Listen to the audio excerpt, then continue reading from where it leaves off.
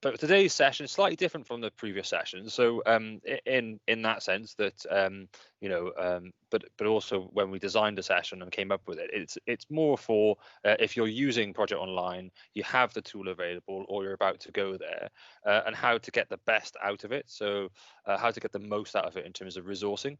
And so I'll just show you kind of more of the technical elements. So rather than a fancy kind of demo, which I had in the back pocket anyway, but as of last night's results, it's not so good looking. But in terms of technically now today, I'll be able to show you how you add resources, how you build a resource pool, and how you can assign resources to projects, and some of the things you can do.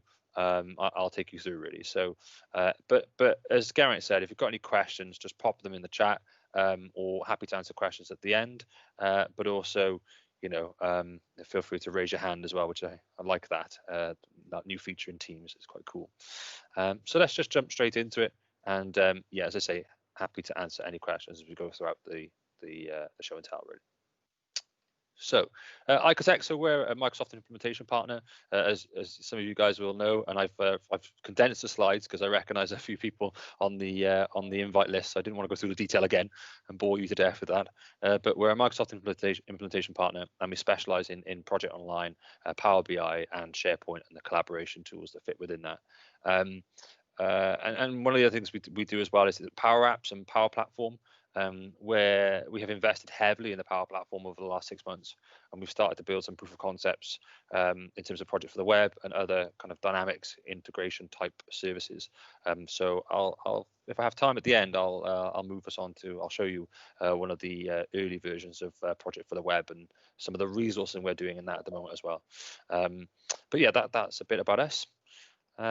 So Project Online then, so whether you're there or not, I know a number of organizations in our community are already using Project Online, but they're perhaps not fully aware of its capabilities. One of the things as well that we like to kind of articulate is that, project planning, project management, program management is all relatively standard in Project Online. Resourcing is something that we tend to do in the end of the wave, in the end of the kind of implementation window. It's quite complex and needs a bit of thought around it. So today I'll show you some of the tricks that we've learned in how to deliver it appropriately. But just by way of reference, if you're not using Project Online at the moment, it's a really, really powerful portfolio program project management solution that's within Office 365. That I talk to a lot of people about this tool, and they don't really know it exists. So if any of you are using Office 365 in your organizations, which I assume most of you are, head on to your IT team and say, look, can we enable project, please? Can we get a project license? You actually have to get a Plan 3 license, so Plan 3 to kind of really initiate the tool and have the permissions to initiate the tool. So a lot of kind of IT resources will say, we've got a project license, you've got a project desktop license, but that's the £600 or £1,000 per year for the desktop license, not Project Online.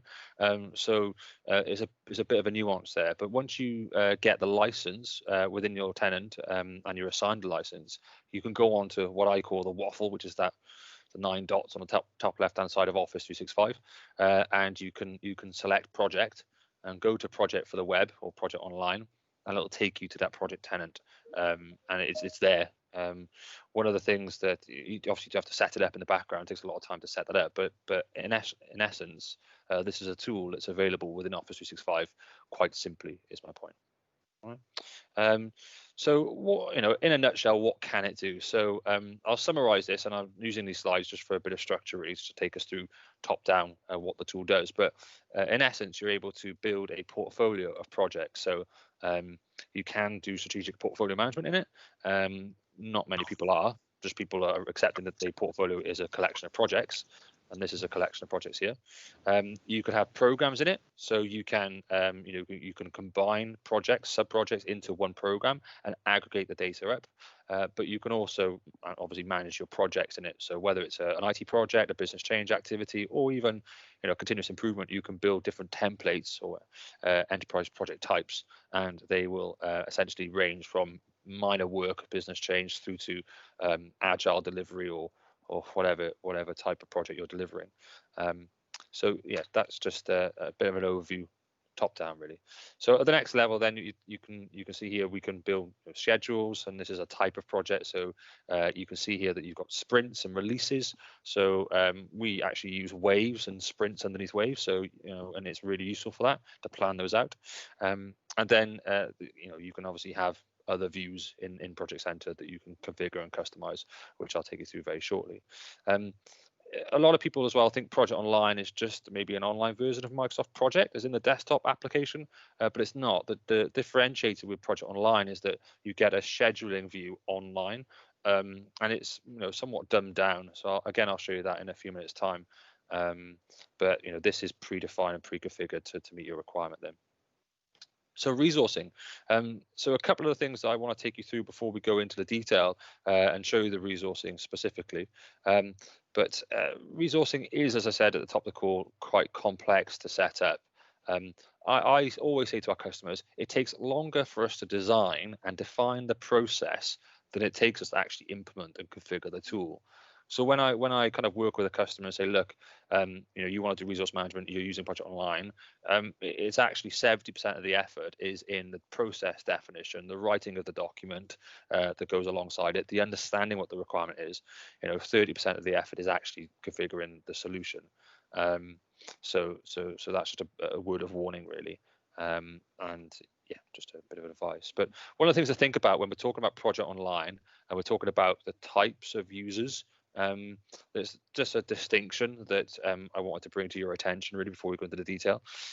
Obviously, you have Active Directory, so your Active Directory will sit in Office 365, and it'll allow you to have a user log on and an email address and so on and so forth. So every one of us who uses Office 365 has a record in an Active Directory somewhere.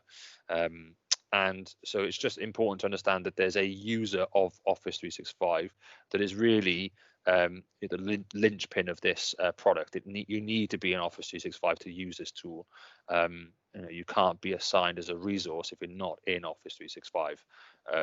That's just a fundamental, really. But there's two then types of kind of resources or categories. The left-hand side here is users. So you can be a user of the tool, but not a resource. There's a distinction and a differentiation between being an active user, so a project manager, or maybe a PMO manager, but not being a resource within the tool. Furthermore, you can be the other way around. You can be a resource, so you're a business analyst, but you're not actually ever licensed to go and use the tool. So if you've got HR, for example, or a back office function, you could create these resources in the tool, but they're not users.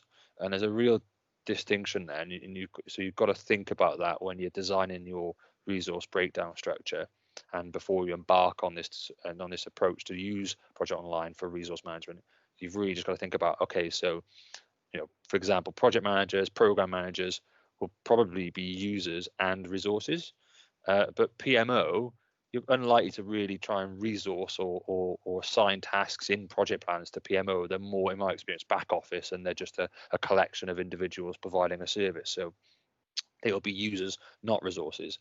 And then you might have things like rooms or hardware, so maybe kit if you want to go down to that level of detail, or cabling if you're in a kind of cabling hardware project portfolio. You could have any number of things that would be resources, so they would be resources but not users, and that's about physical items. But you could also have real people that are in the workforce that are operating and supporting a project, but they will be resources, not users. So it's just really important to think about that, and just understand who's where. And also how Project Online works is you have a project at the bottom of the tree of the hierarchy of project, program, and portfolio. You will have a project team, and every resource in the tool is assigned a role, and every kind of role is assigned a team. So you need to get that relationship right in your process, and hopefully you can start to see that getting a whiteboard, thinking about it, putting the time into the design of the resource breakdown structure and how this thing is actually going to work, could be a bit complicated and time consuming at times. But yeah, every project team is unique, so you're effectively taking a centralized resource pool within the system, and you're drawing in specific roles or individuals from our enterprise resource pool into your project pool, and you're doing that as a project manager predominantly in the tool itself. Okay. One of the other things I think about is your attributes. So a role or a resource could have a role. It needs a team. You need to be thinking, is it part-time, full-time? Because when you're trying to build your enterprise resource forecast, you need to know, okay, well, I've got 100 people, 90 of them are full-time and 10 of them are part-time. So what's the actual full-time equivalent? You need to know if somebody's maybe another attribute that's not displayed on the screen, but if you have a resource that is, say, a senior manager, like a head of department. So for example, as head of projects and governance in Babcock, I wasn't expected to spend a lot of my time on projects, but what we recognize is that 20% of my time was spent on the delivery of projects, programs, and a specific activity, trying to help and support and put out fires. The other 80% of my time was running the team, running the function. So you could say that I was working 40 hours a week contractually, but my availability is actually only 80% of those 40 hours. But somebody else in the organization might be on a different contract on 37.5 hours, and they might be full-time available to projects. So you really got to understand each of these attributes that are associated to each of these individuals. It's really, really key to get this right. Okay, so what I'm going to do now is just show you the actual activity itself, if I can. For some reason, let's just close this down. Cool. So project online then, so hopefully you can all still see my screen. We have shown you this before, Project Center, for those who've attended. We've shown you the ability to create the views, and to show projects by department or projects by stage. This is all kind of, hopefully for those who've seen it, standard stuff, and for those who are using it as well. What we do is trying to build that resource pool is really, really key really for us. And what we do is go to PWE settings and we go to the resource center. So this is where we live, basically. This is the enterprise resource pool for Project Online. All right, so what you're trying to do here is you're trying to add and build your resource pool up from the ground, really. So you can see here at the top, you've got some items of hardware, maybe hardware expenses, hardware budget, some generic items of resource. And then you can see here the teams that have been built through. So we've got architecture team, we've got an executive team, a database team, a marketing team, so on and so forth. I won't read them all out, be here for ages. But and then the PMO team as well. And you'll see, just for example, earlier on today, I created my little iCoTech team down here.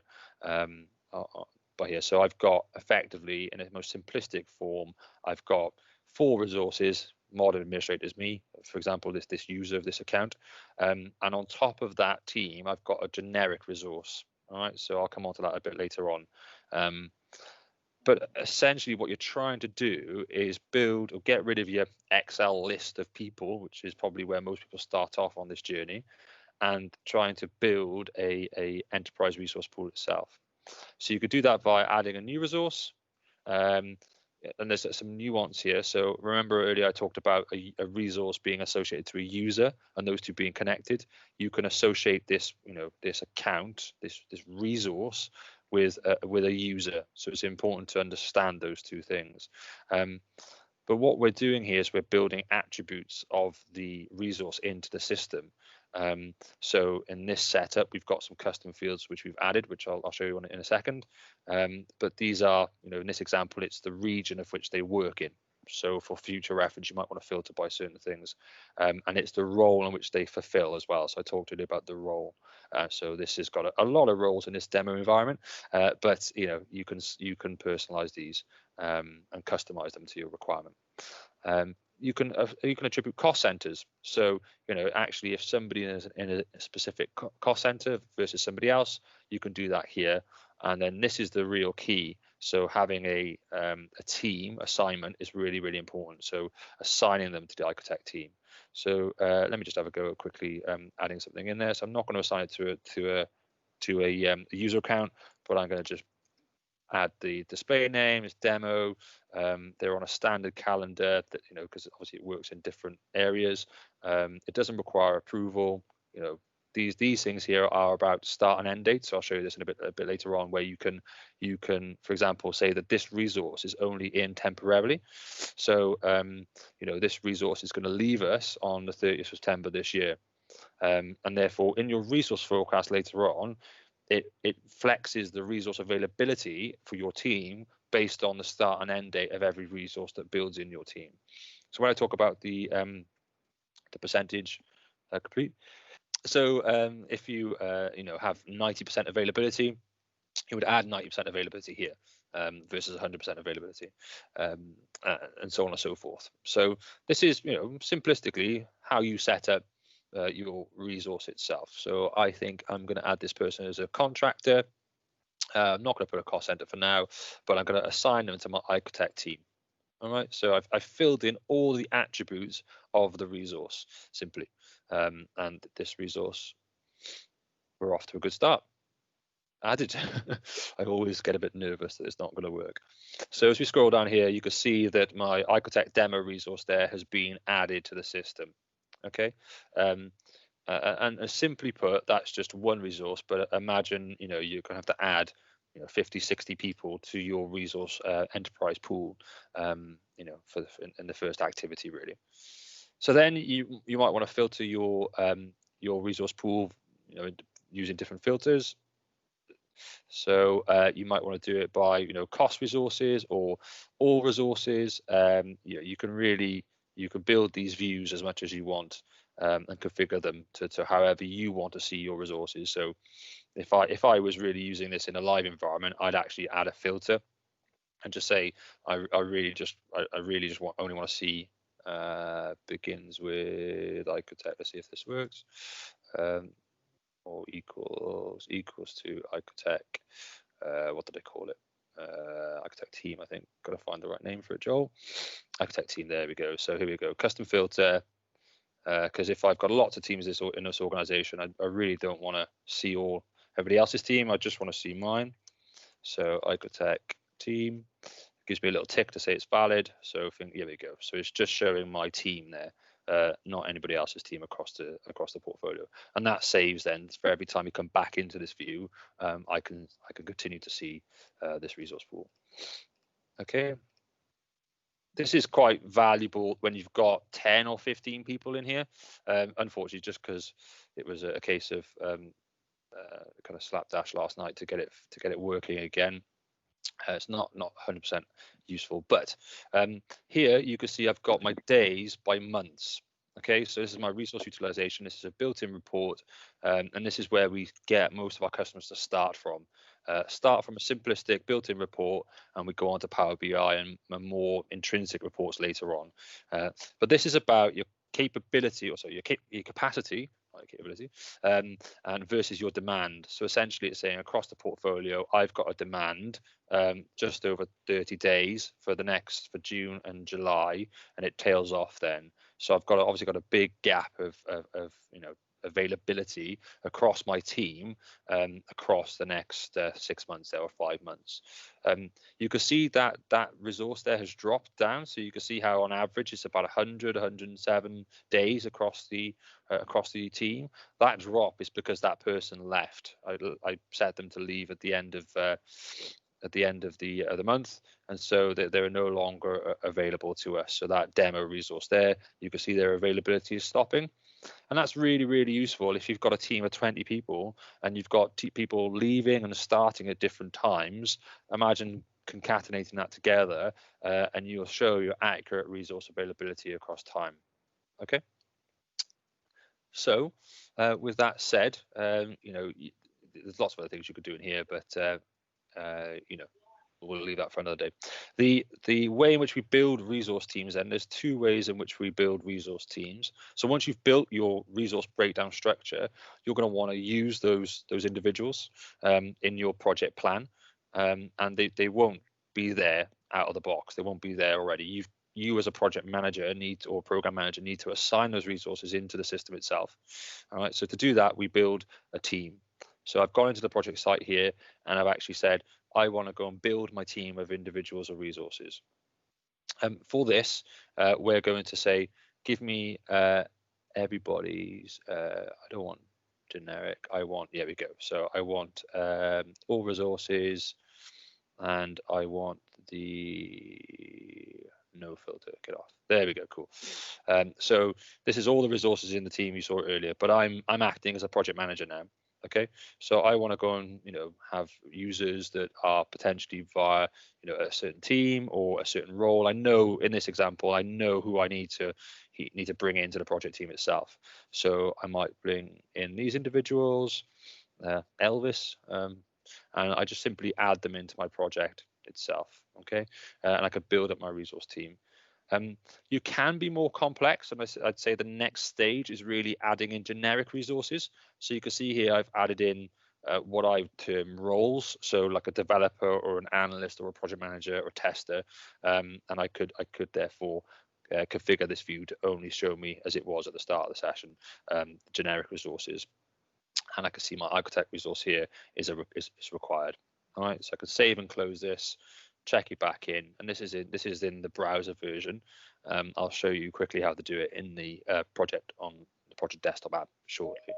But what will happen is then you'll be able to, once you've edited your project in the plan, you're essentially bringing down those resources from the enterprise resource pool and putting them into your single entity of the project plan itself. And you're saying then, I want to be able to go and consume these resources, and all those resources will be available here. So, for example, let's pick something in this is a bad example, but let's go on nonetheless. So Elvis here, I'm going to assign Elvis to this project. This is 10 days in duration.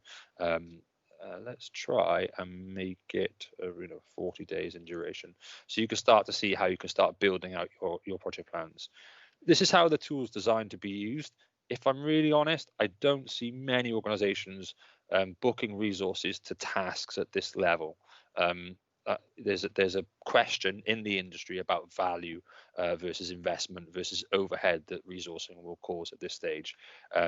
Sometimes I see organizations having a resource pool at the bottom, so they might have just project manager, and it's almost a halfway house or a cheat. You build your resource pool at the bottom of the plan, and you can construct this. For those who use project, you follow what I'm doing here, and I'm just flatlining resources across the entirety of the project plan, rather than trying to assign specific resources to project tasks. The benefit of doing it this way, in my approach here, is actually that it's just a more linear forecast, and potentially arguably more accurate. When you start adding individual resources to tasks here that are maybe 2 days long or 5 days long, your resource forecast in the capability or capacity plan I showed you earlier, you can imagine that forecast is very peaky, and it's very hard to really see the wood through the trees. So that's just a bit of a personal view from how I've done these before. But I'm checking in the resource, I'm checking in the plan now, I'm publishing that resource to the team, to the center reporting service, and it'll be there as a forecast. Okay, so the other way of doing that is you could build a resource pool. So you can effectively do that in the project plan itself. So resources, you can add resources, build from enterprise, and you can effectively do the same thing I did earlier, just adding them in manually in the plan itself. There's kind of 2 or 3 ways of doing it. But if you're more detailed planning and you're more detailed reporting in project, this way of doing it is somewhat more specific. Yeah. Another trick as well that I've learned is that over the years is that costs are attributed to resource, so you can associate costs to these resources itself. Is somebody not on mute? There's a bit of background noise. Just if you wouldn't mind putting yourself on mute, that'd be much appreciated. Thank you. So yeah, you can assign yourself resources, or assign resources to tasks, and they will generate a cost. So and you can change the level of cost based on the resource itself. All right. There's a few things as well. In a professional services organization, of course, costs and you may have different costs per entity or per resource. What you can do is actually change the cost of these individuals in the back end of the system to say that actually cost code A for this resource is X pounds per hour, but cost code B is another cost rate, and that's quite interesting for and useful for organisations that are maybe more interested in costs. There's lots of things you can do in this space. Okay. So with that said, I'm just going to go and just look at my notes just to make sure I'm capturing everything. Okay, so Power BI. So we all know and love Power BI. Hopefully we're using it because it is quite a good tool. My PC just had a wobbly, so bear with me 2 seconds. Right then. So Power BI has a kind of a content pack with Project Online, and this is more customizable to your requirement. So we have clients that have a unique set of requirements for reporting on resources, and therefore we'll configure Project Online, Power BI, because it's much more configurable to the requirement. And we can also bring in other feeds. So internally, I've got Dynamic CRM doing our sales and pipeline management, and then I've got Project Online doing my activity planning, my active project planning, and we use Power BI to bring that together. And then create the one version of the truth then for all demand going throughout the next 12 months. That's because I have quite a unique requirement in iCoTech, but other organizations will have other sources of demand and a feed, and they want to see it in one place. So Power BI allows us to do that quite visually and graphically. Okay, so you can see all your resources here. It gives you their availability over time. One of the things we do is we like to fix it to start on the current month. So in my version, for example, I've got it starting on June. It'll go out the next 12 months because I'm really not bothered about what's happened in the past in terms of resource forecasting. You can then assign the filter by groups. So you're taking all the attributes that you've built at the start of the journey and you're visualizing them based on those attributes. It's really important to put the work in up front to define those structures, define those categories and those groupings for your resource breakdown structure in order to go and deploy it and make the most of it in when you come to the output. We talked earlier about the calendars, so maybe I'm in a specific geographical area, and you'd say that actually I only really want to see the people who are in the UK calendar.